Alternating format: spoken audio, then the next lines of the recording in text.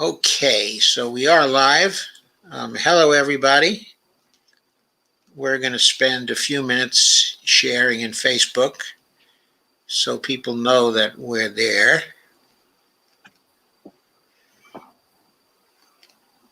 And it should give you some time to share as well.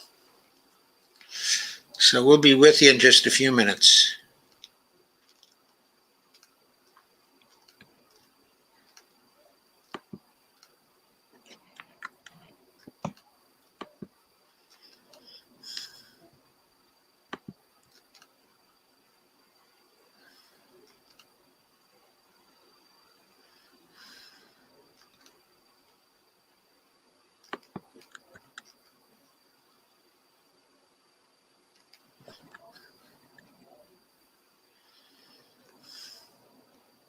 Would I just share the link from up above? Can I take it from the, or is that wrong?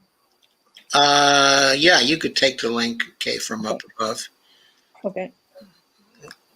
If you're watching this on Facebook, that should be fine.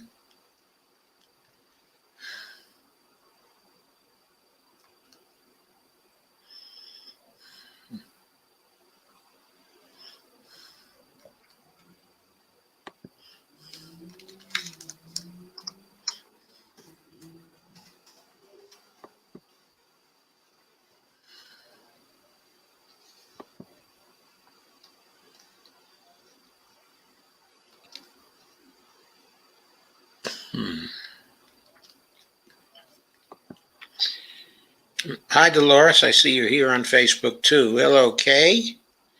Nice to see you here. It's always nice to see you here, Kay.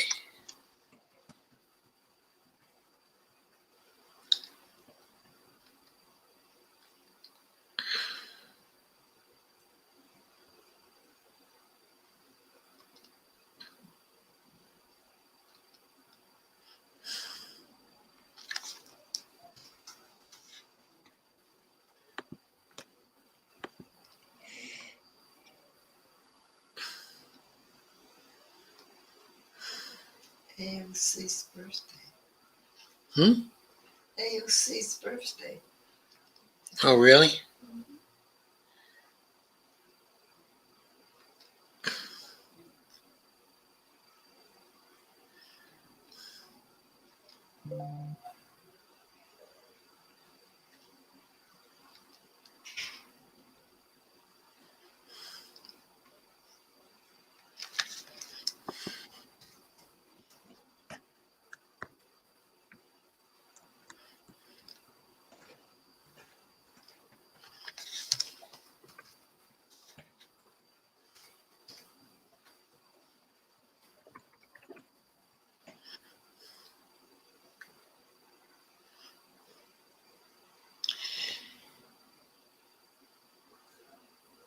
Okay, that should do it for me for now.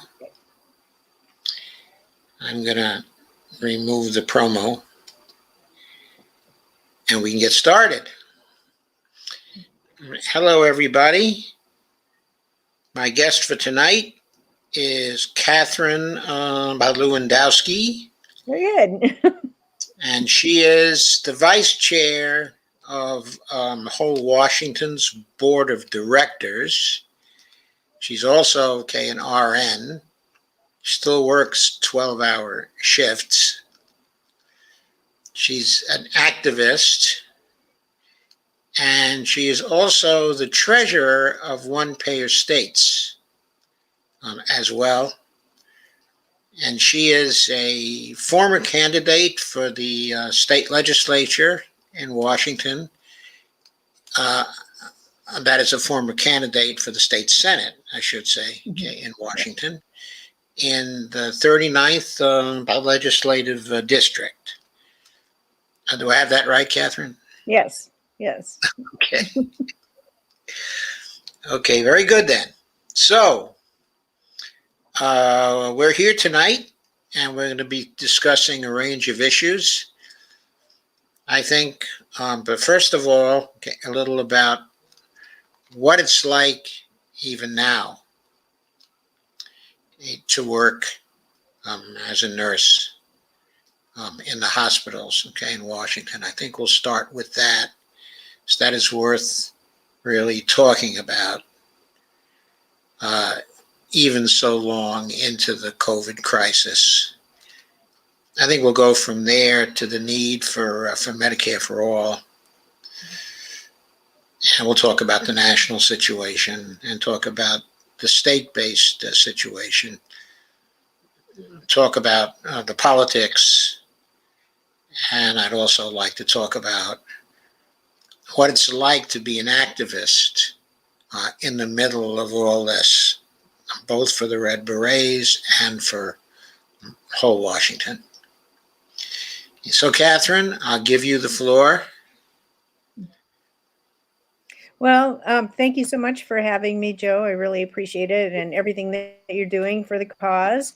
Like you said, I still work. I'm not at the bedside all my 12-hour shift, but I'm supervising a lot of nurses that are, and it's just been very, very difficult to see.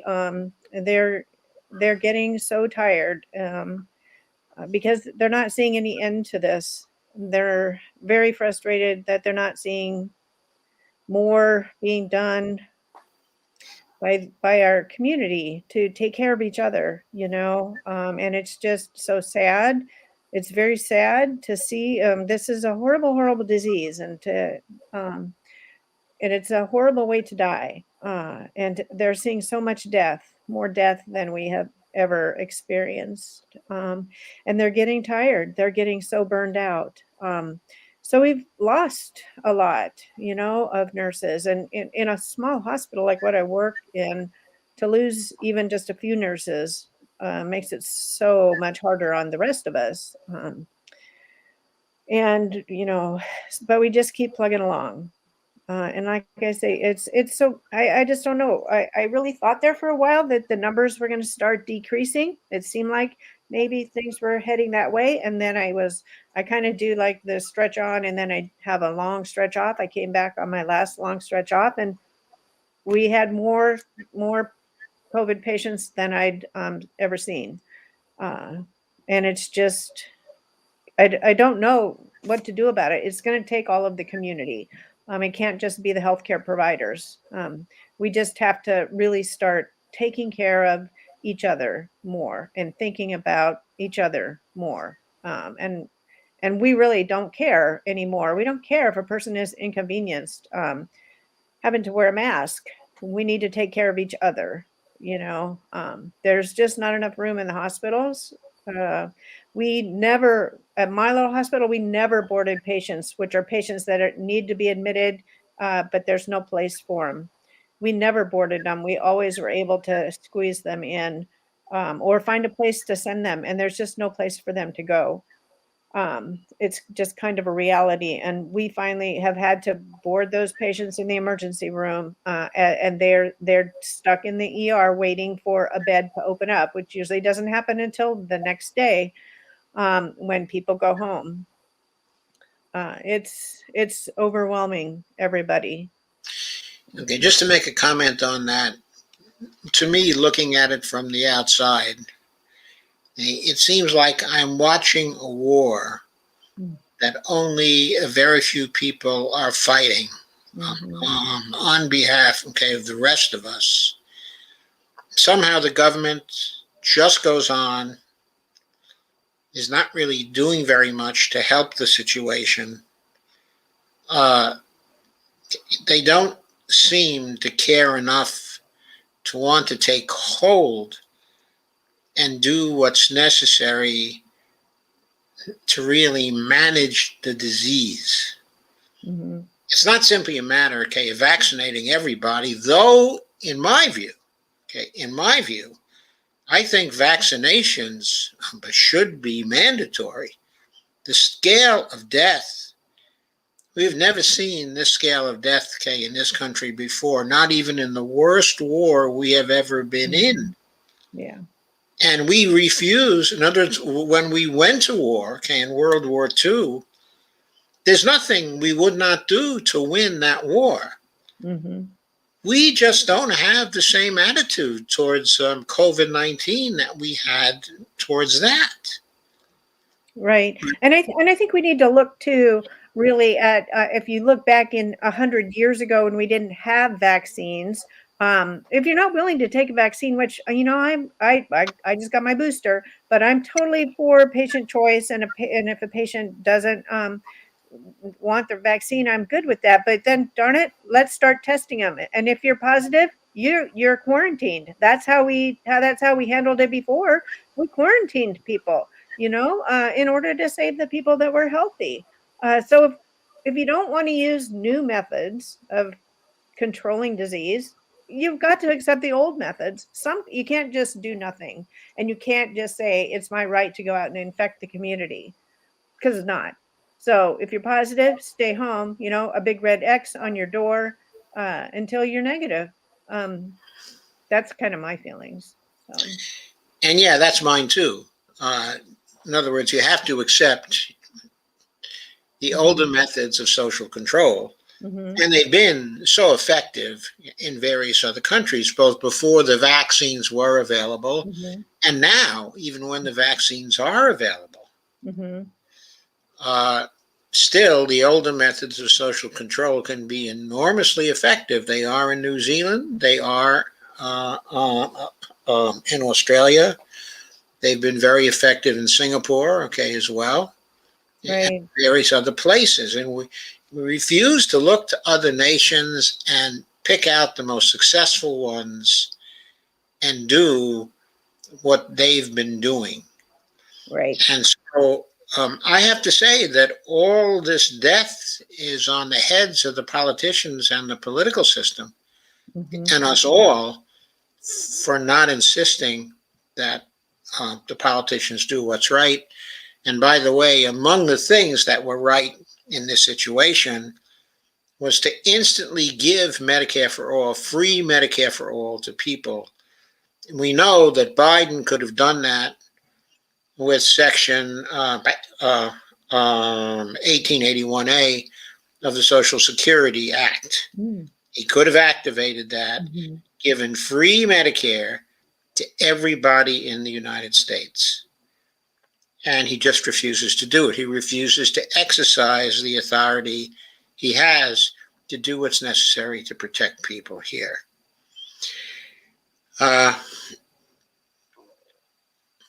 Anyway, it's astonishing that this emergency wasn't enough to move the country to Medicare for all. It's astonishing that we have the Speaker of the House saying she's opposed and that we're never going to have it. It's astonishing that the majority leader, of the Senate, while he doesn't speak out as boldly as that, he does everything he can to avoid Medicare for all coming up for a vote in the Senate. And then the President of the United States says if it crosses his desk, he's going to veto it. That is, in my view, that should be enough to get him impeached. Yeah, it's criminal in my opinion too, that our politicians aren't taking this seriously, and they're still trying to protect the people that pad their wallets. That's the only way I can justify it, because they're not being humane at all. They're not doing the humane thing to do to take care of the people. They're not using their morals, or is this an exhibition of what their morals truly are? Because I'm afraid it I is. was raised under, I just don't get it. Yeah, it's just very hard to understand. So, and to take this emergency and to see it be so twisted by one side of the political spectrum early on as, oh, warp speed, don't worry about it, there's going to be a vaccine, and then to see it twisted when now it's in the other person's handed in their lap about, oh no, we can't do vaccines. I mean, come on. People, can't you see the hypocrisy there? It's rather obvious, you know? I just don't get it why people can't just look at what they're seeing and understand that they're being sold, you know, a really bad bill of goods. Okay, so take a look at the national political situation that we have now. Mhm. What is your assessment of our chances of getting some action when it comes to Medicare for all? In your opinion, what are the kinds of things that we would have to do to start getting some floor votes for these bills? In my opinion, I feel that the only way we're going to get this nationally is if we had millions of people out in the streets demanding it.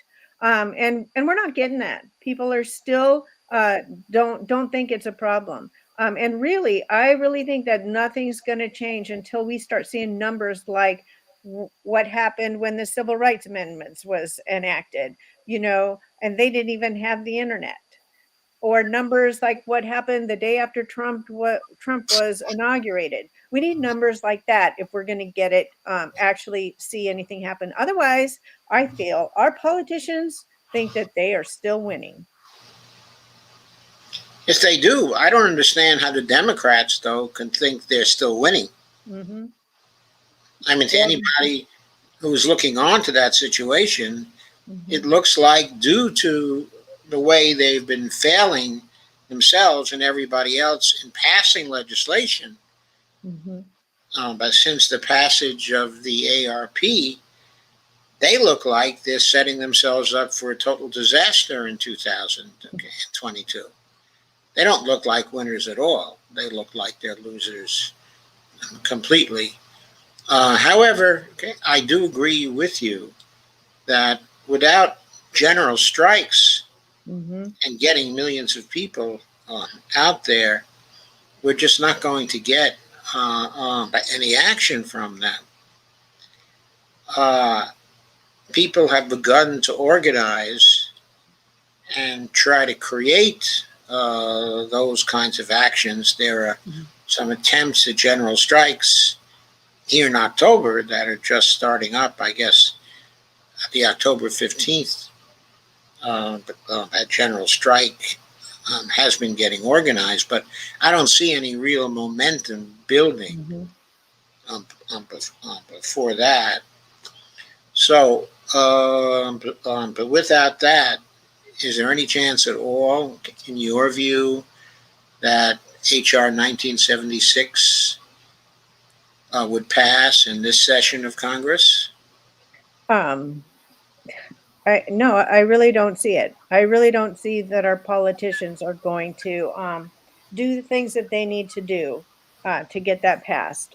They're willing to water it down. I think that's the feeling I got the last time I listened to Premier Jayapal talk, um, and they're willing to postpone uh, putting it off. I really don't see it. I don't.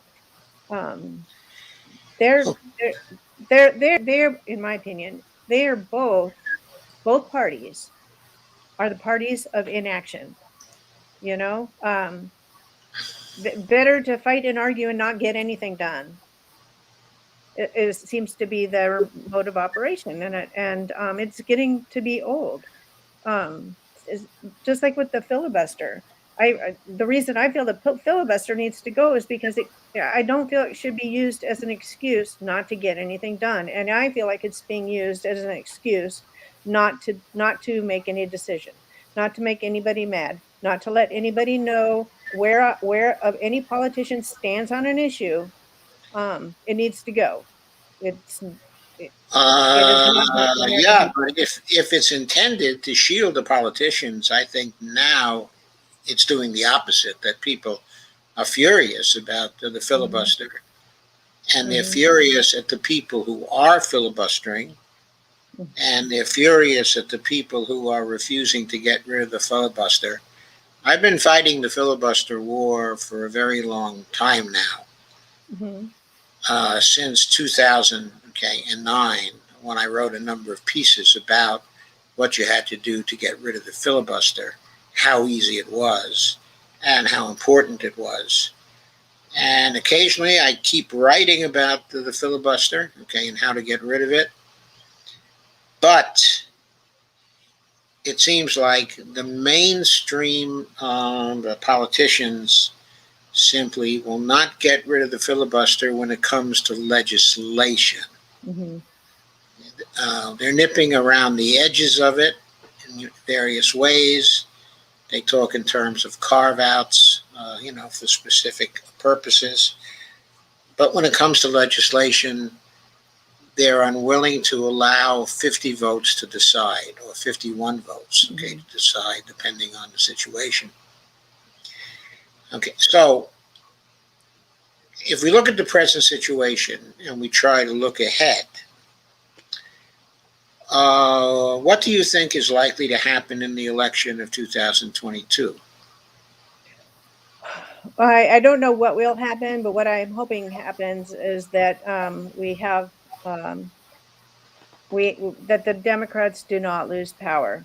Now, whether that be through Democrats gaining seats or third parties gaining seats, we need to I we need to reduce the number of Republicans that gain seats.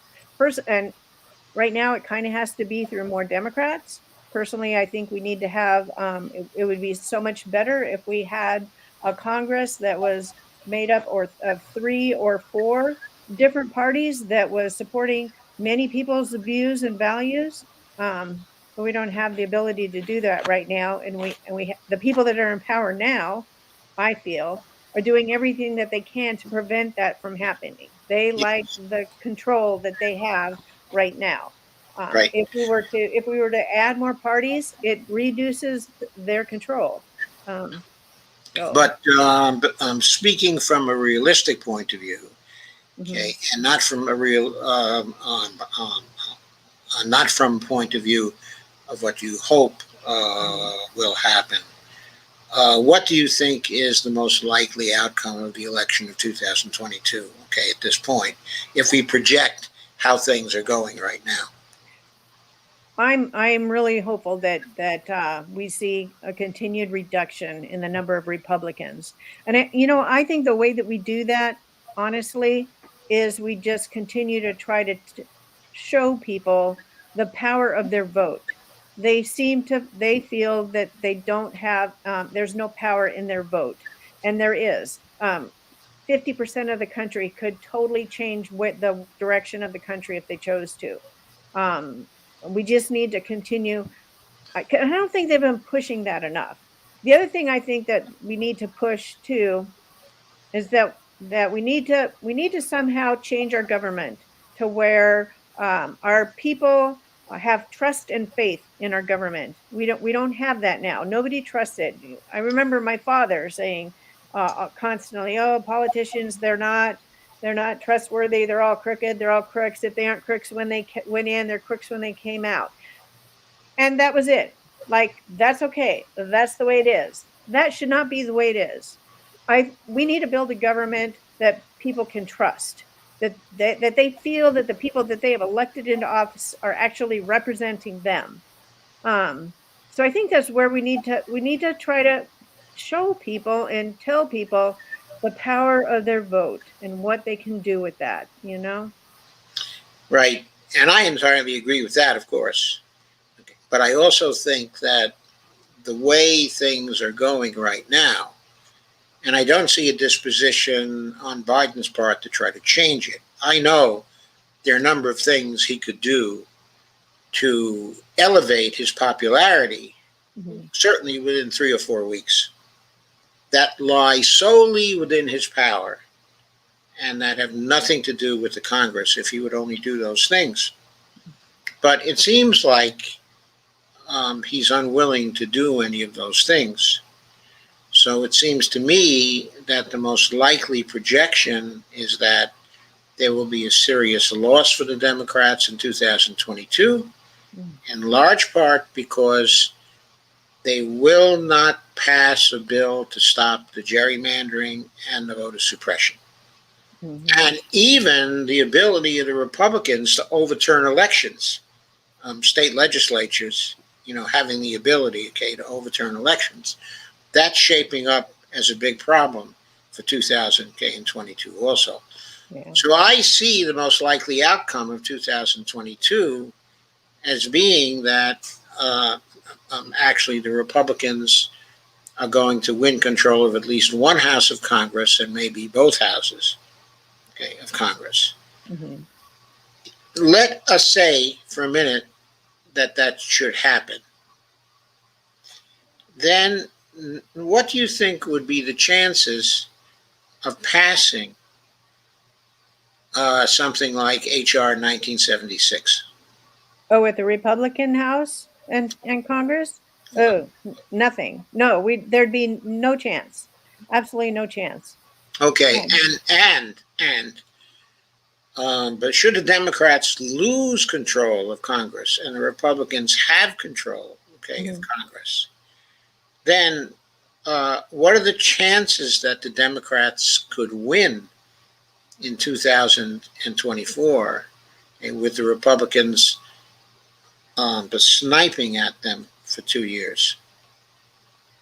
in 2024 or for the I don't know. It's such a fiasco, it seems like. If the Republicans were to come into power in 2022, what are they going to do? They're going to do what they do best, what they've always done. They're just going to be the party of obstruction, and Yeah. they're going to obstruct Biden for his last 2 years. That is what they do. They, Um, they're going to obstruct him for his final 2 years. mhm, He already seems like a very, very weak president. He mhm, will continue to seem like a very, very weak president. mhm. So, in that context, what are the chances, Kay, of the Democrats actually winning in 2024? I don't know. I don't know. I feel like I'm new into the political realm. I've always voted, but most of my young I had kids first and then I went to college with young kids and such. And so I didn't pay attention to, although I voted, and paid attention to who I was voting for. I didn't really, I'm not as into it as I am now. But like I said, I would hope that people would wake up and start to see all of this hypocrisy, and start asking questions about it and start demanding accountability from their elected officials. Um, but it is kind of hidden, I think, from them in the media that we watch. So a lot of it, I think, does have to do with with the media and how these politicians are portrayed to them. We just really, I think, need to be looking at our elected officials with open eyes and demanding that they represent us and not the people that are getting them into office and with their money. Okay, what the Republicans are going to try to do in 2023 and 2024 is to make the Democrats look like, even though they have the presidency, that they are powerless, okay, and impotent and feckless. That's what they are going to try to do. Isn't it? That's all they do. And they do that by obstructing. They haven't done anything to be proud of, in my opinion, other than to wage war on the world. That's what they're good at. That's all I see that's come from the current Republicans. And I tell you, I was raised Republican. I came from a small business family that was not diehard Republicans. And so for most of my, young adult life, I always felt, and I still do feel that it's not the candidate, it's not the party, it's the candidate that's running. You know, the party certainly does tell you what that person's beliefs are, I think, and you know, but we do need to have balance, and we need to have a government that is functioning, not just two sides that can't get along and that all they do is obstruct, because that has led us nowhere. Okay, but if they do obstruct, which we know they're going to do, and if the Democrats look like they're feckless and that they've wasted their 4 years, okay, in office, Isn't it likely then that a Republican is going to be elected to the presidency in 2024? Yeah, I would have to agree. And so it would make sense for the Democrats to try to get as much stuff through now as they can to show that they can do this, that they can manage the country, you know? Right, but they've already wasted 6 months. Well, no, wait a minute. I have to disagree there because it's only been 6 months. And they were handed a big mess. They were handed a big mess. They passed the ARP, which was good, but they had that done by March 15th. Okay, it's now October 15th. Isn't that 6 months? Right. That's what I'm saying. They were handed a big mess, though, and I think it takes longer than 6 months to actually climb out of a big mess. To be honest, to be fair, I keep hearing on the news, you know, when I watch the news, about on the Republican side about Biden's failed presidency. It's like, wait a minute, come on, he's only been in office 9 months. You can't call it failed yet.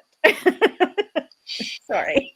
Well, when you compare it to Franklin Roosevelt's first 9 months, it certainly looks like a failure, doesn't it? No, I'm not going to call it a failure yet. I'm sorry. Yeah, Okay. yeah. Sorry.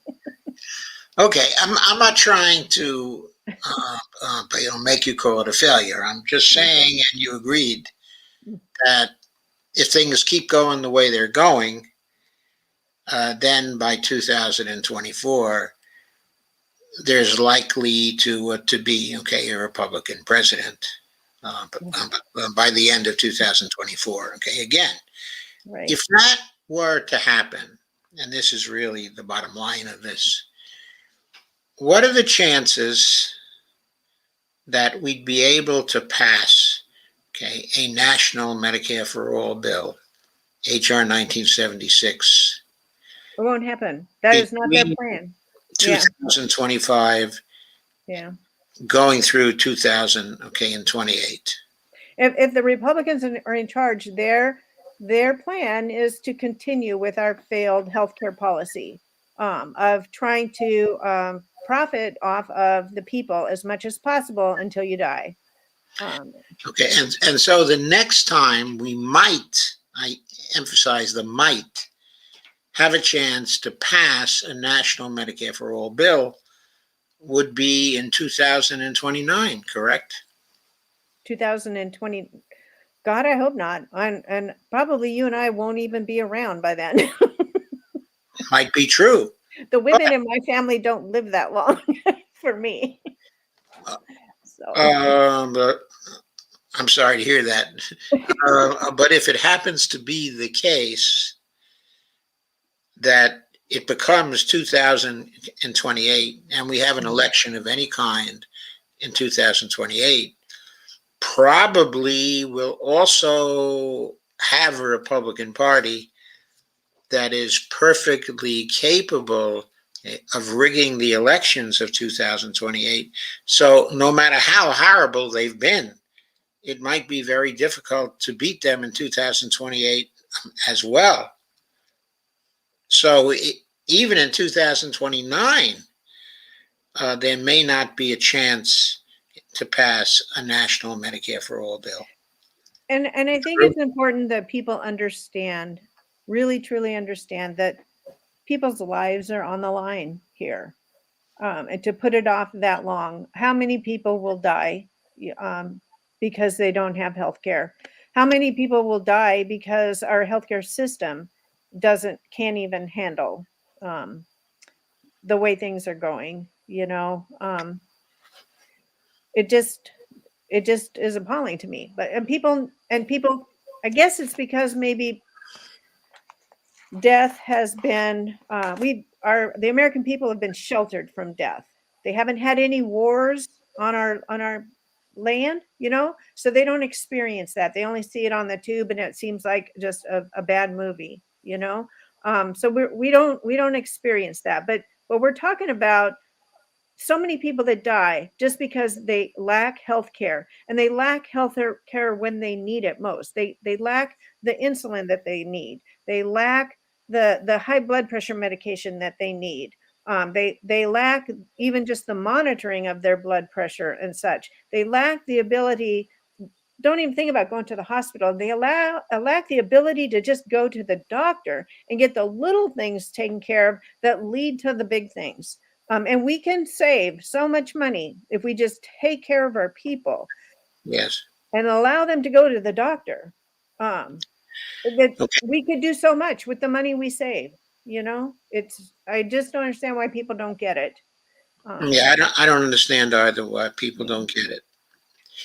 But if we have the situation that we've been sketching out, Mhm.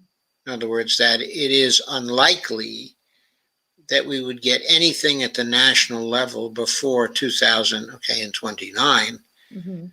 then what do we do to make the situation better now? In other words, taking us Yeah. back to the present time. What can we do to improve the situation, Right. to improve the chances of getting single payer, changing this particular scenario so maybe the Democrats do not lose in 2022, or even if they lose in 2022, then maybe they, in spite of all the rigging and everything else, that they have a chance to win in 2024. What can we do to change the situation in order to facilitate those better kinds of outcomes? Well, I think what we've been talking about here, honestly, one, encouraging people to and empowering them to vote, and getting them to understand how important their vote is.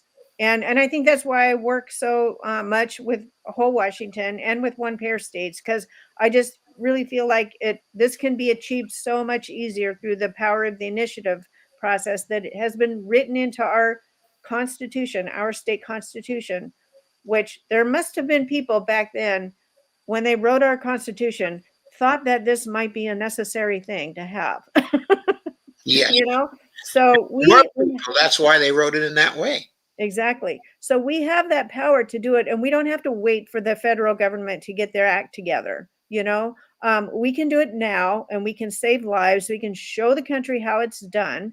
Um, and we can save money, and there's so much that we can do with the money that we save. That How many states have an initiative process? Last I heard there was 20, it was 26, but I could be wrong. Don't, I mean, I might not be correct about that, but the last I heard it was 26. It's like 22 So to it's 26. a very substantial number of states. It's Mhm. half of the United States, right? Right, right. And I think even the states that have it, states like California, they have the power to do it as an initiative.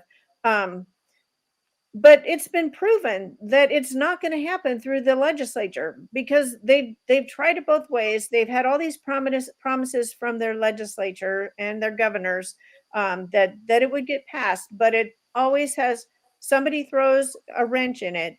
It's either the governor or it's the legislature, and so they're just not going to do it. So, and I think until we get the money out of our politics, they're not going to do it for us. They're looking to please their donors, and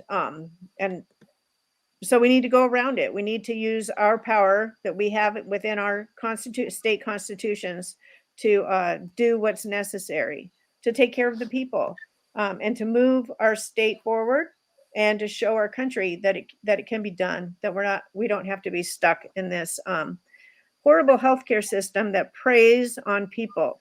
And for a lot of people, it's that they don't realize. I think everybody goes around thinking they've got great health insurance, and nobody really realizes what their insurance covers until they get sick, and then they start finding out how bad it is and how much it doesn't cover, and all of the hoops you have to jump through. um, it just it's just most it's 5% of our people are the ones that are using the healthcare, the Yes. majority of the healthcare. I'm not talking about health maintenance stuff. I'm talking about getting sick and having to go to the doctor or having a catastrophic disease. It's only 5% of our people that experience that, but it's 20% of our GDP. There's so much money in it, and a lot of that money is, I think, just We put waste. in there for people to. How do I want to say it? It's just it It's doesn't have just to there. cost much. It's just there for people to extract. Exactly. It goes up to the higher levels of the healthcare Right. system. Right. So most people just think, I have coverage. It's great. I don't have any problem. But they don't go to the doctor except for when they have to, you know. you know. And the other thing I think that people think too, that when they do get sick and they do start having to fight their insurance companies and go through that whole battle, or they're doing it for their spouse that's maybe having to go through a horrible disease, and then they lose that battle, it's hard for people to talk about. People don't just want to go out and say, yeah, my health insurance, this is what happened, it was horrible. Or if they didn't have health insurance, it's like, wow, I wasn't able to provide for my family, and this is what happened. My wife died, or my husband died, or my child died. Yeah. And so people, they're kind of like in shell shock for years after an experience like that, and they're not the ones that have the strength to go out and fight, for the rest of us. So Yeah. we that I think can, a very important point here is that people who suffer something like that feel like they're victims, not just because they're victims of a serious disease or something like that, but also because they're victims of the insurance companies. yes. They're victims of the healthcare system. Mm-hmm. Okay, and nobody likes to admit that they're simply a victim and that they weren't able to fight back. Mm-hmm. But that is the situation in which many of us find ourselves due to this very victimizing and evil healthcare system that we have Exactly. now. But I wanted to explore, a little more your work in going through the states, because I think what we've been doing here is drawing a picture that, given the national situation right now, we have to go through the states. And the way I want to call attention to that is by very briefly calling attention to, an article. It won't take too long. I want to share an article which was originally written in dissenting voice, but which appeared in popularresistance.org. Now, that is the population, of the publication, of Margaret Flowers, who's a noted activist of single payer health insurance. However, Margaret has become very much convinced over a period of years that the only way to go for Medicare for all is to go through the national route for Medicare for all. And she, also a number of other people, are very concerned to simply tell everybody that any kind of incremental progress, at the national level, for example, like expanding Medicare for all to those who are 60, and over, or expanding Medicare for those who are 55, and over. That sort, of incremental change is not acceptable because it's Medicare for some.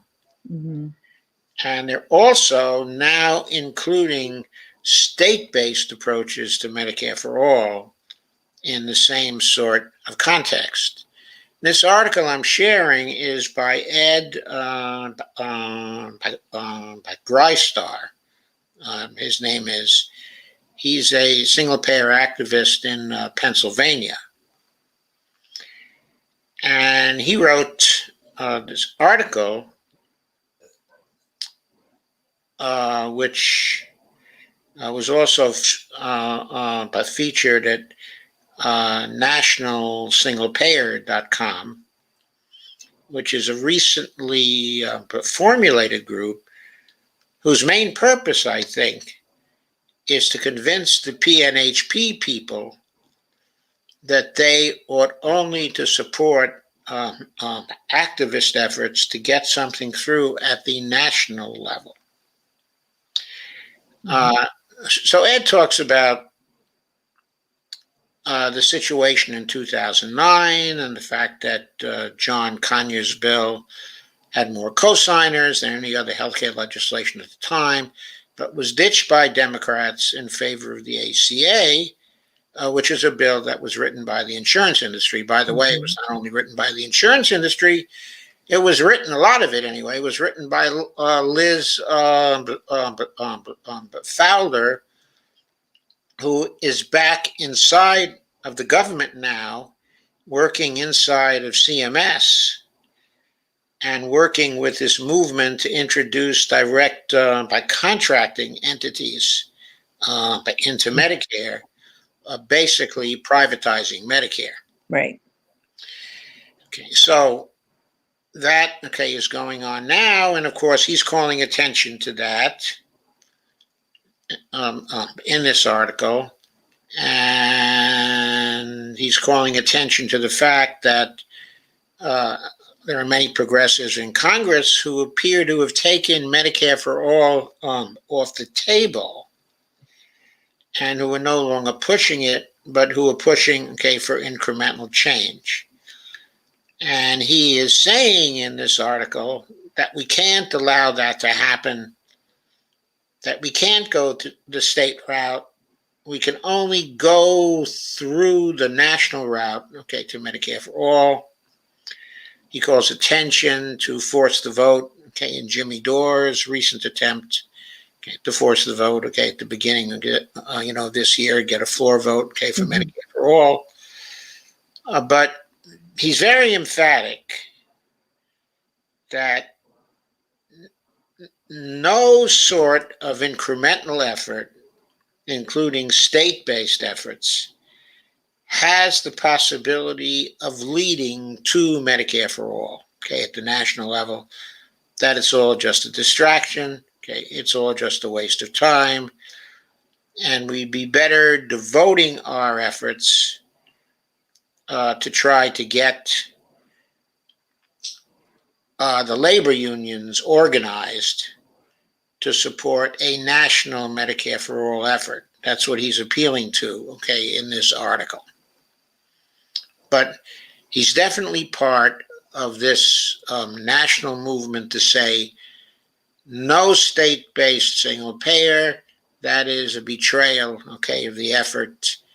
And now I've begun to share also a second site, which is the National Single Payer .org. So I will guess it's nationalsinglepayer.com. They say they're the Center for National Single Payer. They have a mission statement, and they have some principles. They say, healthcare is a human right. We demand the elimination of profit-making from the healthcare system. We reject the healthcare system based on the racism. The struggle to healthcare justice champions all social justice movements. State single-payer bills and other incremental approaches, such as the public option, lowering the age of Medicare, patching up existing Medicare or expanding Medicaid, are not paths to national single payer. So that is one of their principles. And then the last principle is national single payer is about nonpartisan.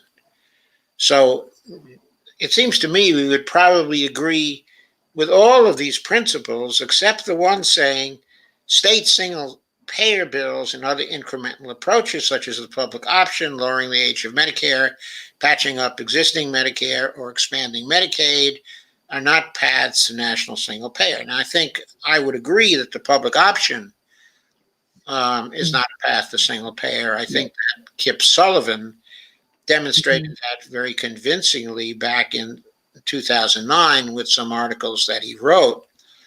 But as far as the other options, I'm not so sure they are paths to single payer. So this is a long-winded way of asking a question, okay, of you, Kathryn, okay, and that is, what do you think, okay, of the idea that the state-based path to single payer, okay, is not a path to single payer, that it's simply a distraction, okay, and a waste of time, okay, and it's Medicare for some? Yeah, I don't think that I think that that's the only way we're going to be able to get it. Personally, it's the easiest and the quickest way for us to get it. And that once any state gets it, it's going to be like a dominoes. And that's kind of what I feel. The other thing I think that they really need to look at is that if we have states that have their own single payer, that it could easily, I think that is kind of the way to go for the national Medicare program for CMS, is to then have the states, like they do, like they manage Medicaid currently. And I don't think that Medicaid's a great program. I don't like it. There's a lot of problems with it that needs to be fixed. But most states that have accepted the Medicaid expansions and that handle Medicaid on their own, right? They have all the systems set up, and so it could be a great way, in my opinion, to decentralize Medicare to the states and give the states more power in administering and then taking that off of the realms of the federal government and leaving that to the states, because I think the states kind of know better how things work for their people and for in their state. So I just kind of think that, in my personal feelings, is that is how we will see Medicare for all go throughout the states, is by giving all that responsibility back to the states and decentralizing it from the federal government more. So what do you say to common objections like, for example, some of the states in their state level policies are clearly racist? Okay, and if we leave things just to those states, then they will never pass a single payer program, which is not a racist, a single payer program. Now, of course, that won't be the situation in Washington. It won't be the situation in California. It won't be the situation in Oregon, but not in New York. There are probably 20 or 25 states, or maybe 30 states, where that will not be the case. But there might be as many as 15 or 20 states where that will be the case. So what do we do about those 15 or 20 states? How do we handle that? Boy, that, I think with the power of that Medicare money coming to the states could be very much like, have you ever watched the movie Power to Heal? I don't think I've ever seen that movie. It's a great movie. It's a documentary. It's a great movie to watch, but it talks about how Medicare dollars were used back during the civil rights, after the Civil Rights Amendment were passed, and how they used Medicare dollars to desegregate all of the hospitals, mostly in the South, in the whole United States, but the majority of them in the House. So it gives the federal government more power to say, you can't have those racist policies if you want your Medicare money. Otherwise, we'll have to manage it for you. Okay, that's very interesting, I think, as a response to that objection. How about the idea, though, and this, okay, is not an objection, but I just want to ask you about the idea that well, perhaps it might take more than one state or two states. Sure, Washington could be very successful, but it still might be enough to, inspire other states. Okay, so let's imagine not only Washington, but Oregon and California as well. So the whole Pacific coast is now single payer and is realizing the benefits of a single payer, is saving 33% of spending on single payer. Okay, is getting federal help by setting themselves up, as Medicare Advantage providers and taking over the administration, of Medicaid in the states, and getting that money,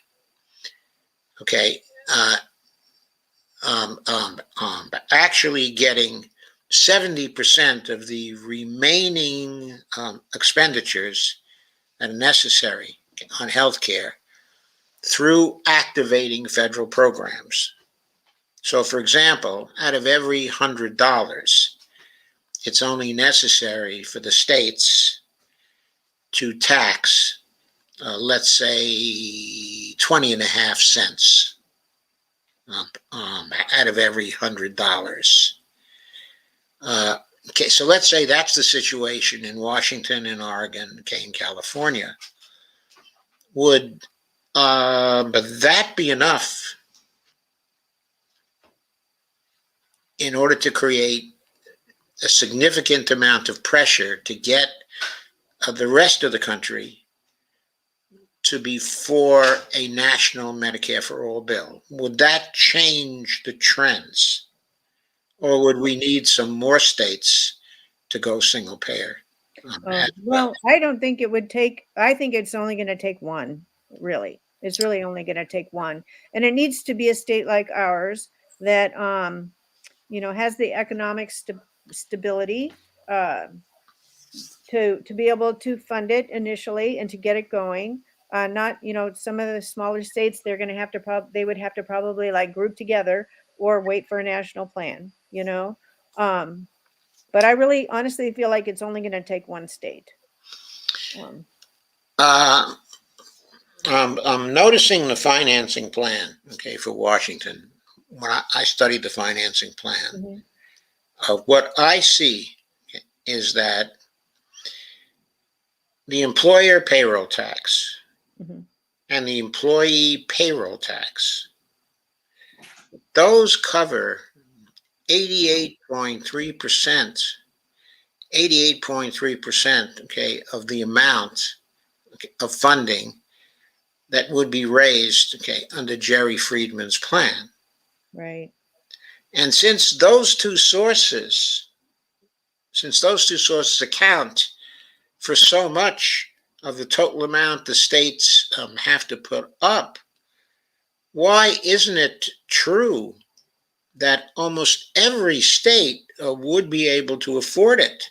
Because all the states have jobs and payrolls, and those sources of funding, are there for every single state.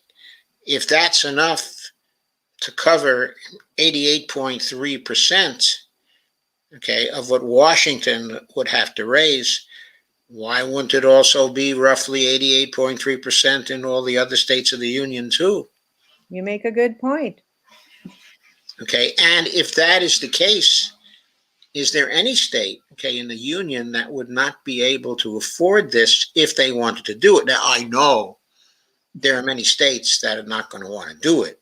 I mean, I don't think that Texas, is really going to want to do it until the Hispanics take over politics, in Texas, which hopefully will come very, very soon.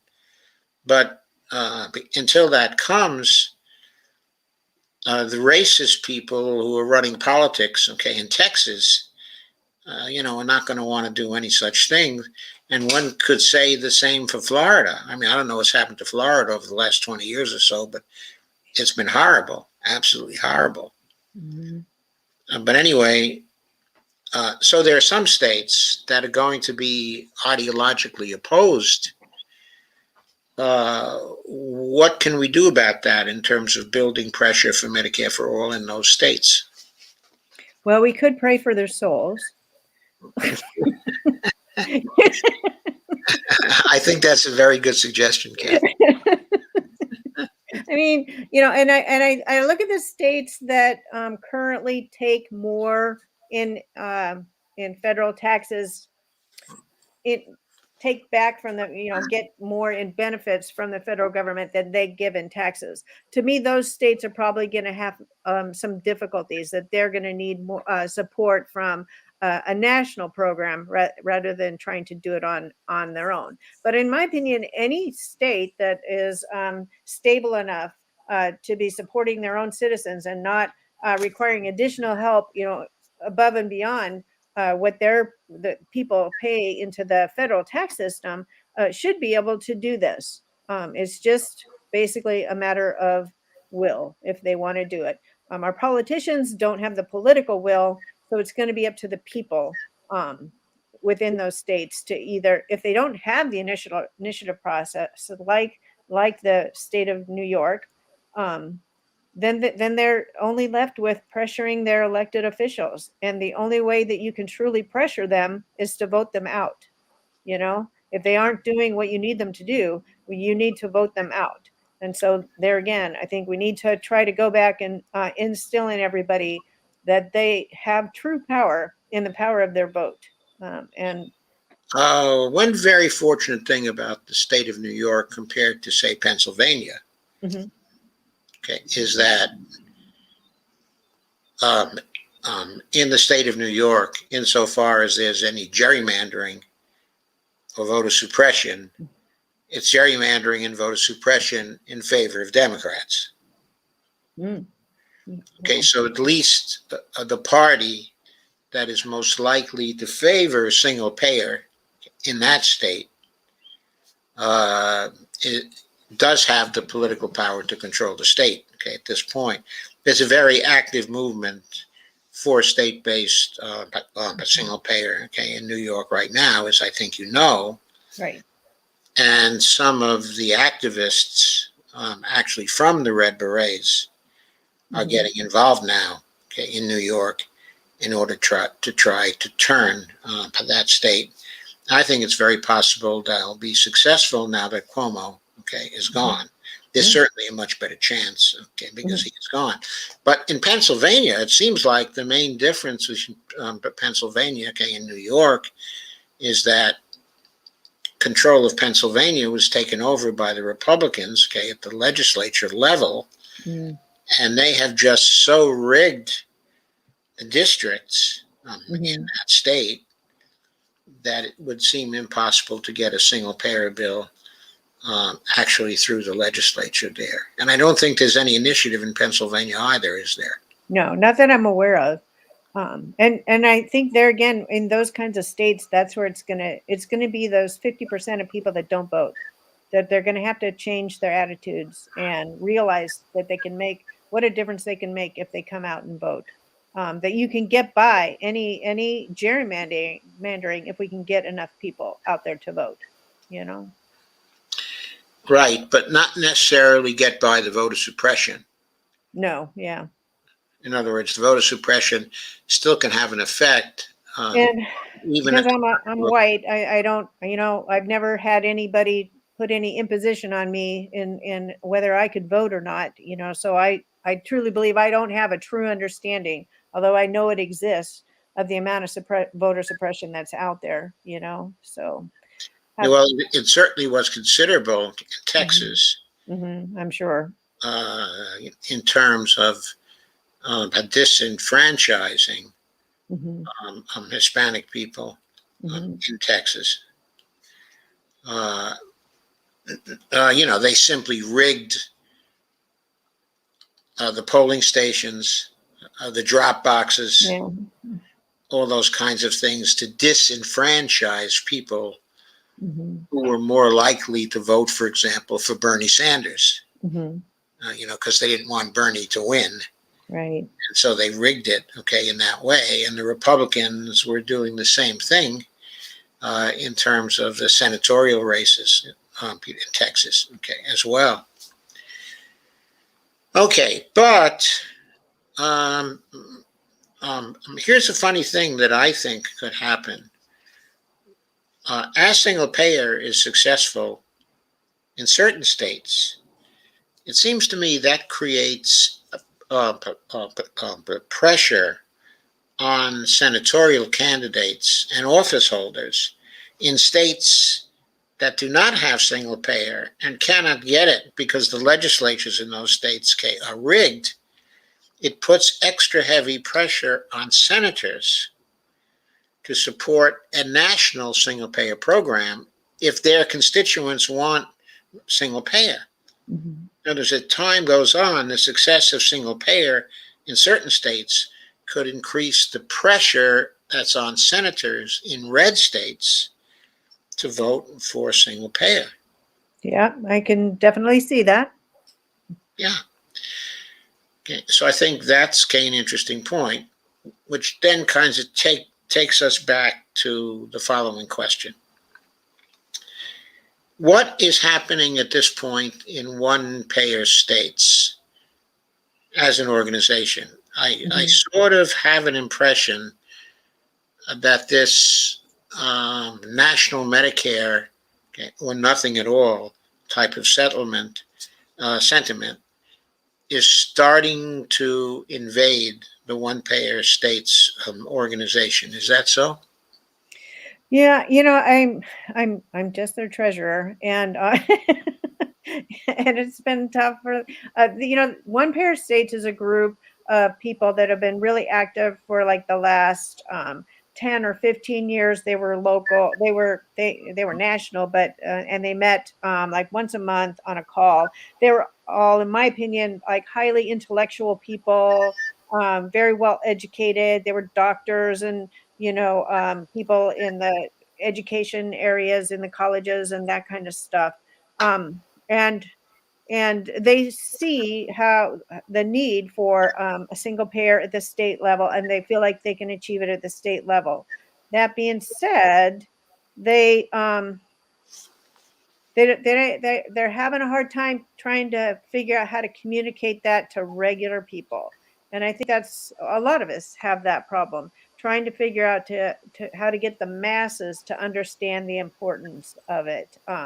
They understand all the details, um, but we're still kind of in a growing phase and such. But their idea was always to be a clearinghouse for people in all of those states to be able to come together to share what's happening in their state, what different groups in their states were doing and such. So we're still doing that and trying to figure out the best way to and we're very concerned about the DCEs, the direct contracting entities, because Yes, I know. yeah, really concerned about that. Um, but again, I feel like their biggest problem is that they can't come down. It's I told them when I first joined them, and it was just like, I feel like you got to be more like Reader's Digest. You need to be writing and talking and stuff at the 8th grade level if you want to talk to the masses. And that's the only way we're going to get this, is through a mass movement of people demanding it. So we have to reach all of those people. And they're not as good at that, I don't think. But but they know their stuff. They're very smart, very bright, very well educated, you know. And Okay, so the follow-up question is, um, um, how well have they shared the whole Washington experience to other states? they've tried to be supportive and as much as they can. So yeah, I think they've been okay, and there's been a little bit of conflict within one pair of states about that, because it is made up of a lot of PNHP and people. But I mean, that happens sometimes. So But when PNHP itself is beginning to push only the national approach, okay, to Medicare for all, I suppose the question has to be asked at that point. Why are there people still in the one-payer states organization? If they're not for Yeah. trying to move a single payer at the state level, Mhm. what are they doing there? I'm not sure. I probably because in their name, PNHP, Physicians for a National Health Plan, that's their goal to try to get a national health plan. But they are still very, very supportive in one payer states. Uh, most all of our doctors that are part of one payer states are also part of Physicians for a National Health Plan. So Okay, I can't really and say so that. they as individuals Right, right, don't have any problems right. with the single payer movements. Right. I don't see that. Yeah. Because we've been helping each other back and forth. Um, Okay, for very that. good. Yeah. That is very, very good. Okay, I guess that was about the last thing that I wanted to question you about. Um, okay, is there anything I've missed that you would like to say? Okay, at this point. No, I don't think so. I just like really appreciate you allowing me to come on and to speak and for all Well, that you've been wonderful. doing. What's that? I say it's been wonderful Oh, for yeah, a you to lot. come. Yeah.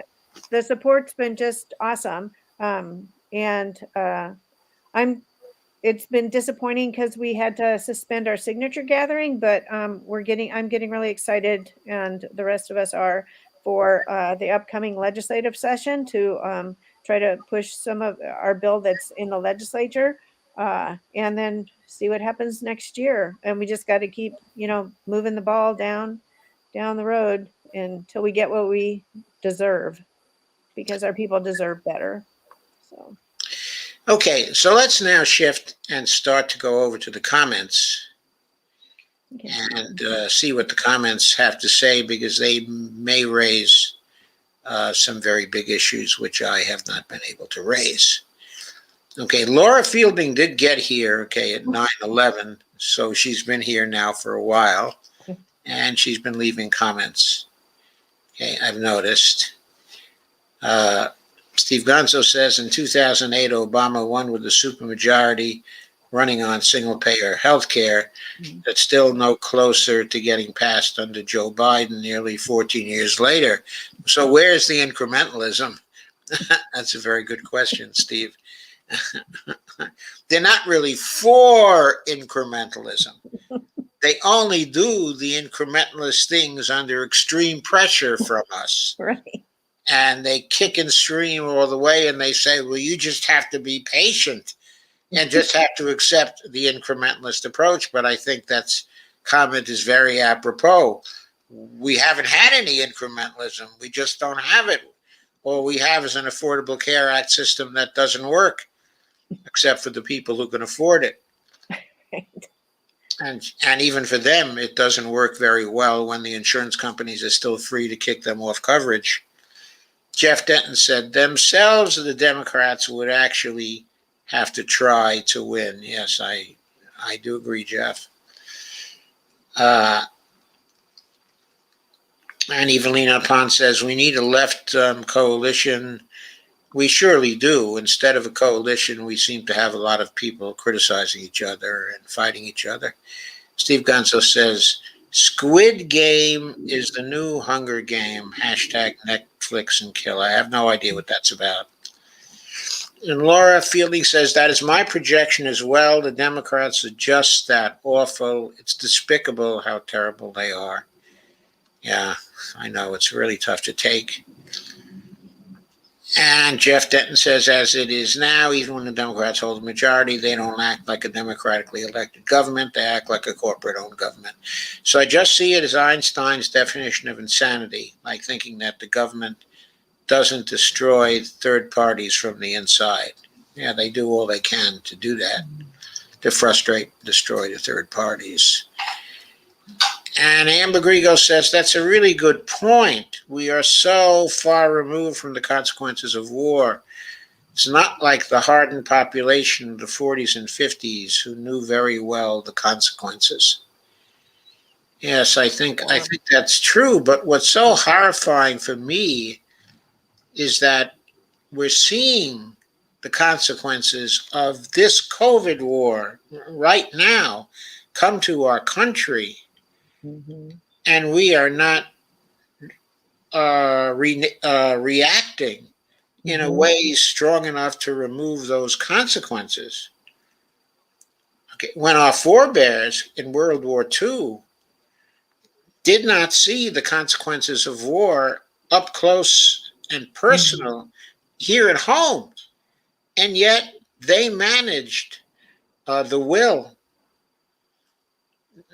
to create a war effort that was unprecedented Mhm. and that involved tremendous self-sacrifice for years, for years. Mhm.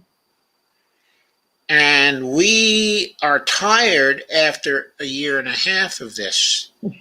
And I'm not, blaming people for being Mhm. tired, but those on the front line would not be half so tired Mhm. if they were getting the support of the rest of the population, which they are not getting, and that is due to our leadership. Exactly. KRTD Media says, what about Obamacare with the Biden option? And then he says, LMAO. Yep. Yes, about that, LMAO. Laura Fielding says, are you still on board of one payer states, Kathryn Mhm. Lewandowski?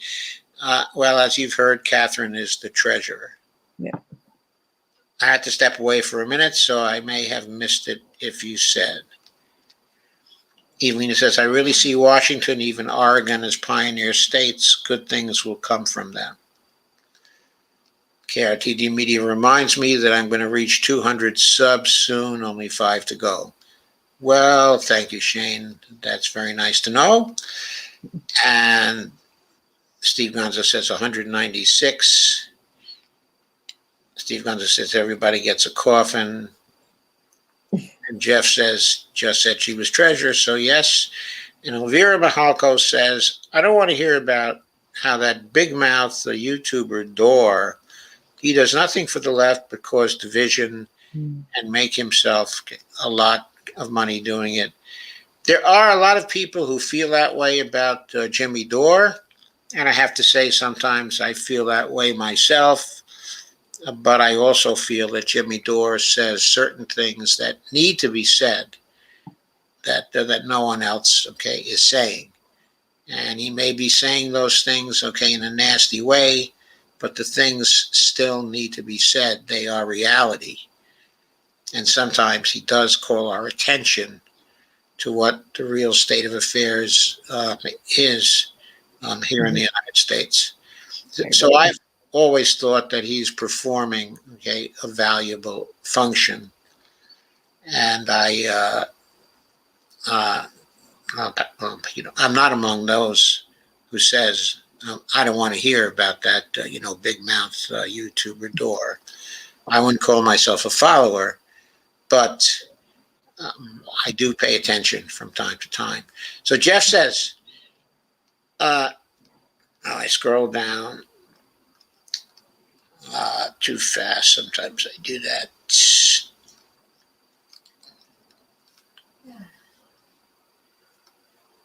Well, there are only 3 states left. Oh, I think I still scrolled down a little too fast.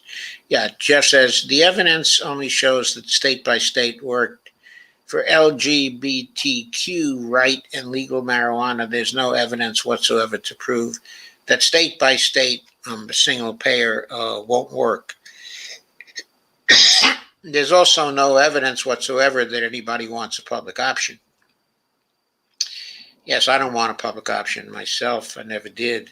Evelina says, until it's federal, many states will be left out. I agree with Dr. Joe. Right, until it's federal. But the question here is whether success at the state level will not actually revitalize the national single-payer movement. I think it will. I don't think it's going to lead to single-payer in the same way as the province by province progress in Canada did. I think it's going to be different here. It's going to be like single payer is going to be successful, I don't know, 3, 4, 5, 10 states. And then based on the success in those states, there's going to be so much national pressure for a national single payer program that we're then going to get a leap to federal single payer. I think it's going to be more like that. It's going to hit a critical mass, and then it's going to have the political strength to get over the finish line in Congress. I agree, Joe. Too, the other thing I wanted to mention too that people may not realize is that the other thing that went state to state, along with LGBTQ rights and marijuana, medical marijuana especially, but then also was the women's right to vote. Started at the state level first, long before we had the federal right to vote for women. So it is well proven in all kinds of things that things can be won at the state level first and then lead to winning it nationally. Yes, I think that's a very good example. And you're the only person I've heard actually bring up that example since I've started to do these conversations. So thank you for bringing that up. I think it's an example that too many people simply forget about. And Laura says, my question is, who calls into question and who holds these people in orgs who are objecting to likely our only legitimate pathway to saving lives to national single payer? Who holds these people accountable for willfully gatekeeping? I know I will. And I agree with you, Laura. I'm going to hold them responsible too. Okay, accountable. In a way, I think I'm already doing so. Laura says, Kathryn is absolutely correct in her estimation that it would take something on the order of the Women's March numbers in the streets demanding healthcare justice. Now, I think what we did with M4All was amazing. We would need massively more. We would need massively more numbers.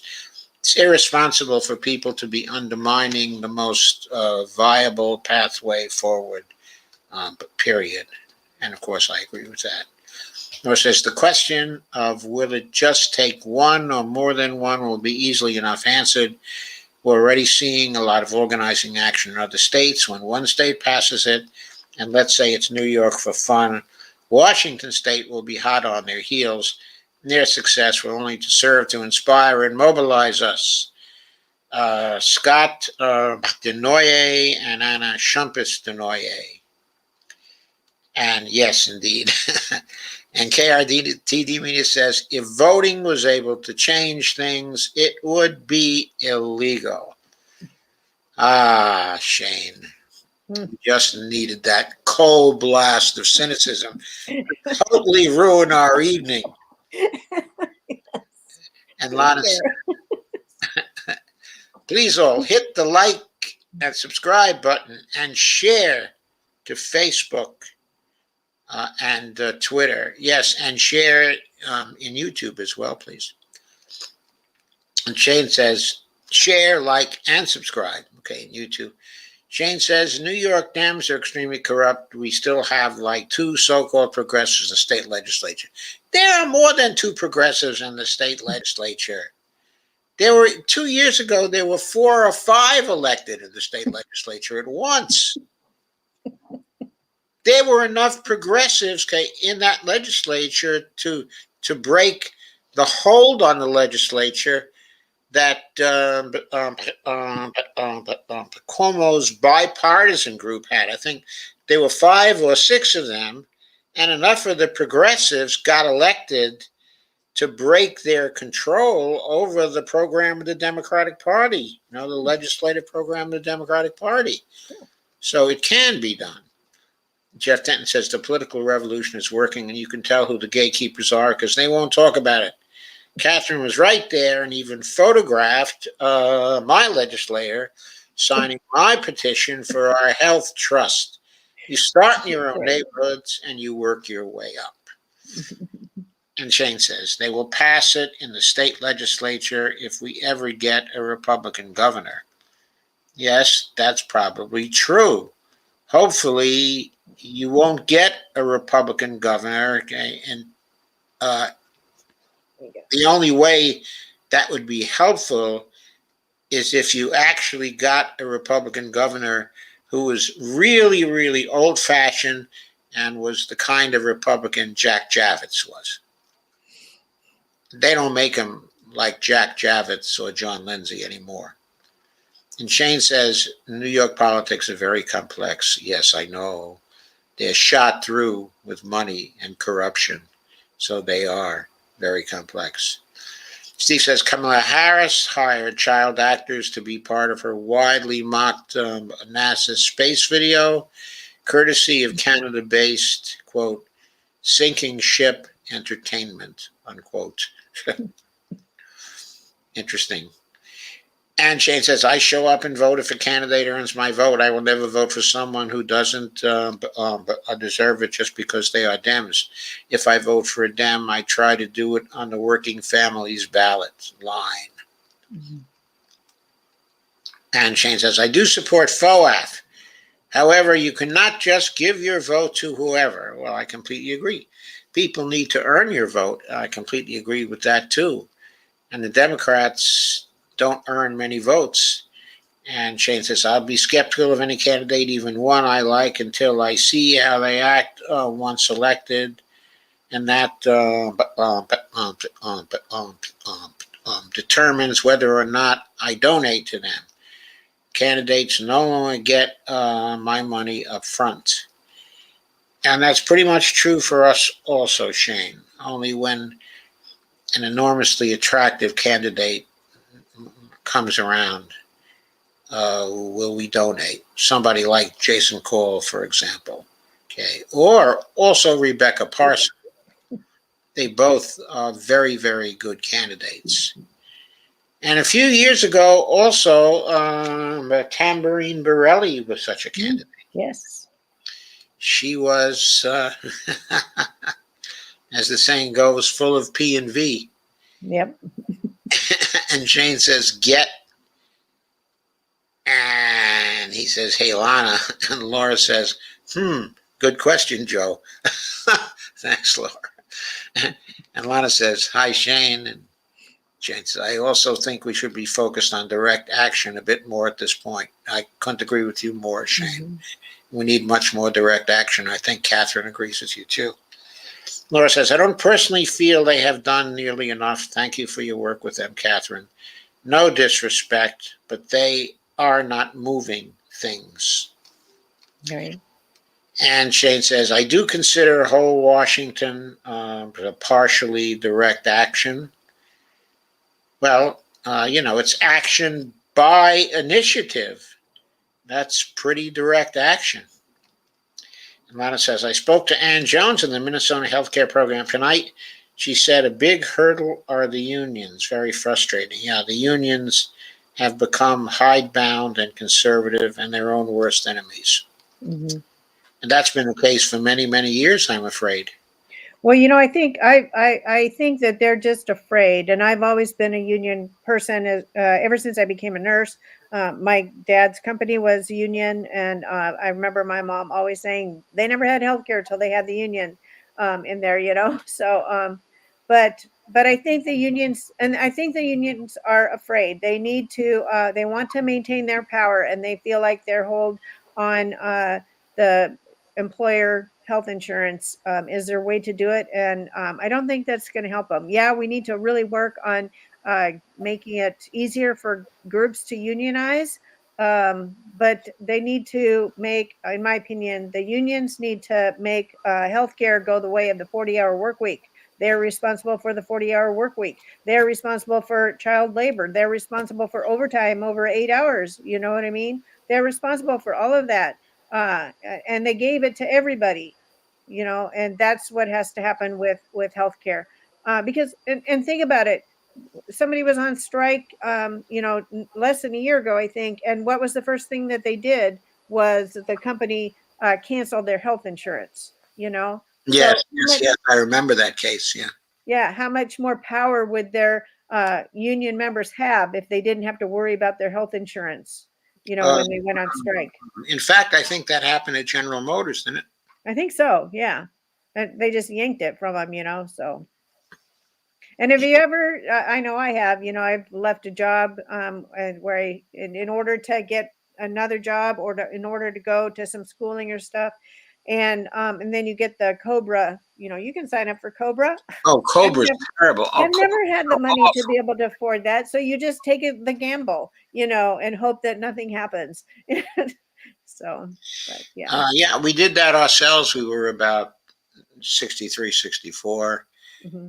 And we had been on the Kaiser Healthcare, which was good for us, okay, at that time. Mhm. But without help from any company, okay, organization, the Kaiser Healthcare was going up to $700 or $800 a month. Mm-hmm. We couldn't afford that. I mean, I was out consulting, and sometimes when you consult, it's fine, it's great. Other times you can go through a substantial dry spell, and then that $700 or $800 a month is one hell of a burden. Right. And of course, it's much more expensive now. This was back in the 90s. Right. Right. So we got lucky. We hung around for 2 years. Okay, nothing serious happened. I think I broke a small bone in my foot, and I was limping around for a couple of weeks on that. But that was one of the worst things that happened to us. Mm-hmm. And we were lucky. And we got to be 65. We enrolled, okay, in Medicare. And then we could go back to Kaiser for a supplemental. Okay. Because, the supplemental was then fairly cheap and we could afford it. Right. And Lana says, we do need a coalition. Laura says, the fact exists. Jimmy Dore has endorsed Whole Washington, while chair of the CPC, Representative Jayapal, has not. Make it make sense. Well, I think we all know the explanation. I think it makes sense. I don't think we have trouble understanding why Jayapal is not actually doing that. We just have a lot of trouble accepting that what she's doing is the right thing to do. We disagree with her on what the right thing to do is. We think that she's betraying us, and especially those who may have made some contributions to her campaigns. I think she's lost contact with her base. Well, I think too, she needs to understand. I mean, I totally support, I totally appreciate what she's done federally, nationally, but the fact that they're not going to move forward with it and that our president would never pass it is not going to stop me from trying to do what I know is the right thing to do. So it would be lovely. Yes, but also the question is, so he said that he's not going to do it, that he's going to veto it, okay, if it ever comes to her desk. That doesn't relieve her of the responsibility of bringing it to his desk and then have him decide. Right. Am I going to let him be the one to be the bad boy? What 88% of Democratic primary voters want? Right. Am I really going to do that to my party? Then he would have to make that particular decision. And what I resent is that they haven't even been trying to force him to come to that particular decision point, because I happen to think if Biden faced that decision, he would cave. Just saying. Okay. He's never had to face that decision. And he's talking so tough because he's never had to face that decision, because he doesn't want to have to face it. So to listen to him is absolutely the wrong thing to do. What you do is you fight for it, and you don't back off. I'm just like it was the wrong thing to do, okay, in the American rescue plan to let them take out the $15 an hour. They Right. never should have done that. That Right. wasn't necessary. Bernie Sanders should have said, I'm not voting for the ARP if the $15 an hour minimum wage isn't in it. Mm-hmm. I'm sorry. And I got 4 or 5 other people here who are going to stick with me on this. So if you want to pass the ARP, $15 an hour has to be in it. And you have to lay down the law to Manchin, to Sinema, and the other 6 people who didn't want the $15 an hour. I think Right. that's what Bernie should have done. And when Bernie failed to do that, I think what Nancy Pelosi should have done is when that bill came back to the House, I think Nancy Pelosi and the progressives should have said, we're not voting for this bill if the $15 per hour is not in it. And they should have voted against it and thrown it right back to the Senate and called for a conference committee to work it out. Mm-hmm. They shouldn't have just folded and said, we got to have the rescue plan right now. We got to have the rescue plan right now. It could have waited another 2 weeks Yeah. to get that $15 an hour in there for people. Right. And Lana says, I can't listen to Jimmy anymore. Perhaps that will change, but right now I just can't do it. I know, Lana. That's all right. I mean, everybody has to evaluate that, for themselves. And Shane says, having Steph Zamorano on Thursday. This is a KRTD media. He's going to have Steph on for an interview. Jimmy says what needs to be said. He woke up a lot of us on TYT.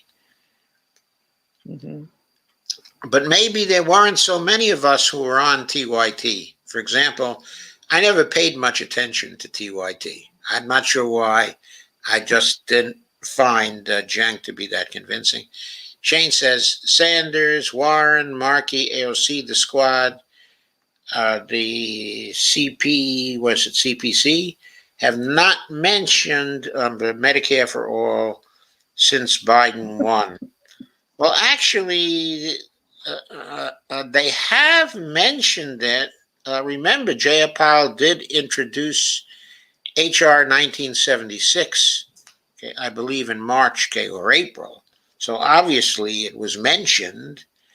And obviously most of the people you named are the ones who were in the House anyway, co-sponsored that bill. It now has 119 co-sponsors. So it's got a lot of co-sponsors in the House. So people have mentioned it. Laura Fielding says, Kathryn Lewandowsky, but why would we want to look to important historical precedent? And she says, sarcasm, yes. And Lana says, I roll Shane. Obviously, I won't. Sorry, I scrolled down too fast again. Obviously, I don't think I need to listen to what Jimmy says. Lisa says, when the states first go, the shock it will send through Congress will change everything. The fact there's so many fighting state-based proves it. It may prove it, Lisa, yes. It may be a tremendous shock when it passes in that first state. And it may cause a lot of people to change their minds about which way the wind is blowing. That's very important.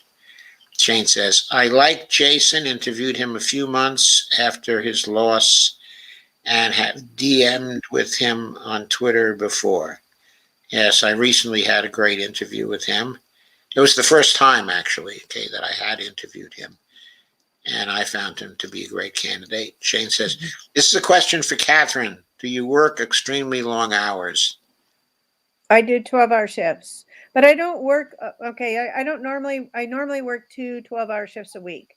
But since things have gotten really tight at the hospital, it's been more like 3, mostly because we're just horribly short. So, which makes it more like full time. When I'm only working two 12s a week, it's much easier to be more active in my activism. Yes. So Lana says, totally agree, Kathryn. They can switch to concentrate on better wages, better retirement benefits, and better vacation time. Yes, they can. Mhm. Mhm. Absolutely. Shane says another question for Kathryn. If a board member from your hospital asked you to step down from whole Washington, what would you do? No, I wouldn't. They don't have that much power over me at the moment.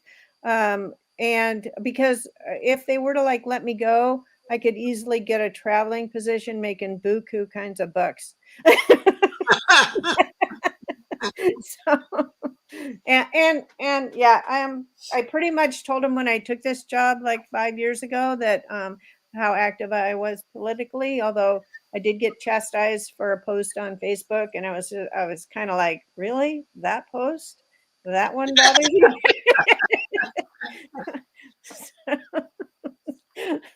Anyway. So Shane says repeal the Taft Hartley Act. The PRO Act is virtually a repeal of the Taft Hartley Act. And there was some talk of including that in the reconciliation bill they're doing now. But it seems like that's been taken out of the bill already. It seems like people are going along with Nancy Pelosi in relation to the cuts in the bill. She's telling people they have to be in the range of 1.9 trillion to 2.2 trillion as opposed to 3.5 trillion. What I think the CPC ought to do is say, no dice, we've already compromised. This is 3.5 trillion. We're not moving any further. You get a 3.5 trillion bill with all the various things we want in it, or you don't get anything. Take your pick. At some point, you just have to say that to people.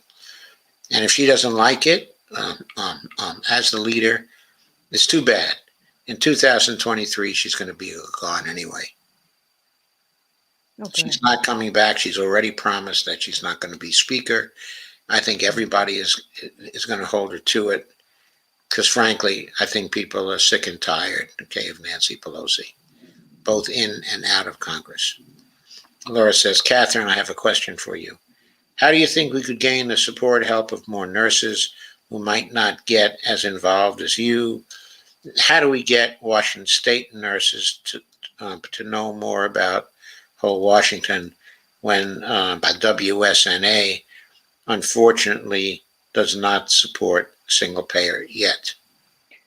Yeah, and I don't have an answer for that. WSNA has a very long history of being controlled by the corporate side of their the professional association, um, and that's going to be tough to break, in my opinion. So, I honestly think it's easier. It would be easier to go try to work with some of the other nursing unions that aren't WSNA. But we've reached out to them, and that's been hard too.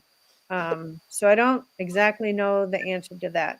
I know that when I went to nursing school, my instructors at every level that I ever worked at talked a lot about to us about the responsibility that we have as nurses when we get our license, that it's in our state wax, that we are responsible for the care that is delivered to our patients. And so that's why I've always kind of been active in safe staffing and stuff. I worked a lot with my union in safe staffing and such, and when I was on my union boards and that kind of stuff, which I did early on in my career. So I don't know. Because I really truly I have all it. I know I just took them seriously when they told me that because of this license that I earned, that I hold, I have a responsibility to my community, to my patients, to make sure that they are being taken care of. So yeah, I would love to right now to tell nurses that you all have this responsibility when you hold a registered nurse's license, even, and they need to, I feel like we need to step up. Right now, it's kind of a hard time. I'm telling you, my nurses are tired. They're very They are. tired, disenfranchised. But it's something that we are obligated to do, in my opinion, Yeah. So Lauderdale says, after Jimmy endorsed Whole Washington, has he done anything else for the effort?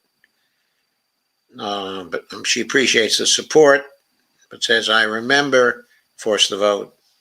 And then his crew totally dropped any support for Medicare for All. Is that so? I don't remember him ever dropping that. Yeah, I don't think they dropped that either. I'm not sure who you think his crew is, but I think that Ron Placone has certainly not dropped any support for Medicare for All. Graham Elwood doesn't seem to have dropped any support for it. So I'm not sure who you're speaking of now, Lana. Shane says, got an email asking me to give to the Squad Victory Fund again. They should show me a victory first. I agree, Shane. They should show us a victory first. Then we can happily give a little money to the Victory Fund. And Shane says, Kyle Kulinski always says what Jimmy Dore says, but just in a nicer way. Some people preferred him, but they are saying the same thing. No, I'm not sure about that. I don't watch Kyle Kulinski very much, and I don't watch Jimmy Dore very much either, so I can't really say. The people I watch are people who do substantial political, or economic analysis. I don't see much of that, in Kyle, actually. Just an opinion. And Shane says, I'll skip the curse words. Sometimes when I get angry, I use those words, but not too routinely. Anyway, it's an expletive deleted Pelosi. And Amber says, right, there's a nursing shortage, laugh out loud. They can't really afford to fire anyone, and if they did, someone else would scoop you up, Kathryn Lewandowski. Yes. At higher pay, probably. Mm-hmm. And Lana says, I don't listen to Kyle that much. Not that I dislike him. I don't see much of this content. I think he's put a lot of it behind a paywall. Maybe that's why you don't see much of it anymore. Okay. And Shane says, F Nancy Pelosi again, and equally F Kevin McCarthy. Shane says, Kyle has been doing some strange coverage lately. And Shane says, Joe, have you seen the October 2nd Crystal, Kyle, and Friends? They had David Sirota on. I love him. I did see some of that, yes. I like David Sirota, too. He is very, very good. And Lana says, I'll have to check on Kyle. I know he paired up with Crystal Ball. Yeah, he did. But she is still paired up with Sagar Angetti as well. That pairing up is not over. Shane says, yeah, he did. Laura Fielding says, it's really the rank and file that need to be reached anyway. Just curious if we come up with some ideas. I still want to do more on Nurses Appreciation Day /week as Whole Washington and as the Red Berets. We just need to thank them. Yes, I think that's true. Lana says, I like Sirota. And Shane says, Sirota is great. Yeah, he's one of the best commentators around today. And news analysts around today, certainly. And Shane says, it was a good interview. Thank you, Shane. And Lana says, they kept pounding on about Force the Vote. That's all I remember. Stop following Graham and Ron when they went into crypto. I meant Jimmy supporters, not the crew. Should have specified. Yes. And Shane says, Jimmy is still in favor of Medicare for all. He's just focusing on other stuff. I would consider his crew, Ron Graham and Justin Jackson, sometime. Okay, Shane, if you say Jimmy is still in favor of Medicare for all, he's just focusing on other stuff, that may be fair, but people might say exactly the same thing when it comes to Jayapal, that she's still in favor of Medicare for all, she's just focusing on other stuff. So the point is, how do we tell the difference there as to who's still in favor of Medicare for all and who is not? Laura says, my son is, if you're still for Medicare for all, you have to be pushing for Medicare for all right now. Laura Fielding says, my son is telling me it's his turn now. It's nature documentary time. Great interview, Joe and Kathryn Lewandowski. But thank you very much, Lana. I'm sure it is nature documentary time. Lana says, I should have said supporters night crew. Kyle doesn't have much expertise, however, when it comes to foreign policy. He's pretty decent. Everyone has their niche. That's because what awakened him was the Iraq War, so he heavily researched that stuff. Thank you, Shane, for that comment. Okay, looks like we're through the comments. Is there anything more you'd like to add, Kathryn, before we close? No, this has just been great. I really have enjoyed this, and I thank you so much for allowing me to come on. So. Okay, it was my pleasure, Kathryn, and I'm sure we'll do it again in the not too distant future. You have a good night, okay? Thank you very much. I'll have a good night. You have a great night, too. All right, thanks. Bye. Good night. There we go. Okay, folks, that's pretty much it for tonight. Laura says, thank you for all you do, Kathryn. Oh. And Amber says, good evening, my lovelies.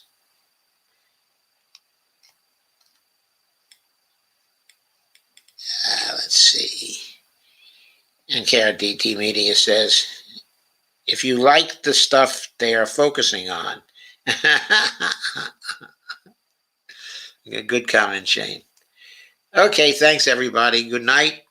I'll see you tomorrow night. Tomorrow night I have, before I leave, let me tell you who I have tomorrow night coming on.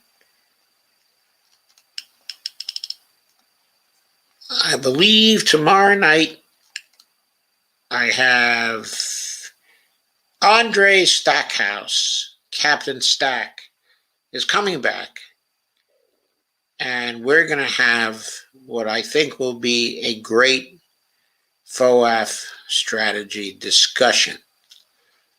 On Thursday, October 14th, my guest will be Madeleine Hoffman of the Green Party, who's running for governor of New Jersey. We'll be talking about her campaign. The election there is in 3 weeks, so it's very critical. On Saturday, I have Sarah Hansen, of the Red Berets, coming on. I believe Sarah is a craftivist of some importance. And so we'll continue the Red Berets series with Andre Stackhouse and Sarah Hansen. And next week, we'll have also more of the Red Berets coming on as well. So I think that's it for tonight. And I will see you. Dolores says, great upcoming shows. Thank you, Dolores. Dolores says, looking forward to it. Shane says, wonderful interview. And Shane says, Kathryn is great. And Dolores says, looking forward to it. And Lana says, good night. And Dolores says, great upcoming shows. Thank you. Shane says, in a very cynical mood tonight, though, laugh out loud. Well, it wasn't that I was in a cynical mood. I believe that's the way things are looking at the present time. Okay, if Biden doesn't straighten up, if he does not straighten up, I think not only the Democratic Party, but especially all the rest of us are in a terrible situation. I mean, maybe then people will get out on the streets and just stay there until things actually change.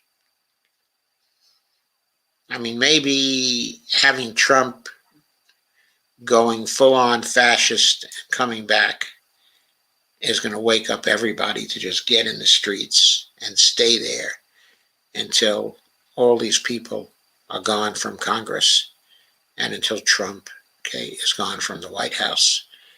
But that may be what it comes down to, in the end. Anyway, thank you for coming. Have a very good night. I'm sure my talk with Andre tomorrow will be more upbeat about strategy. So thanks a lot again, and good night.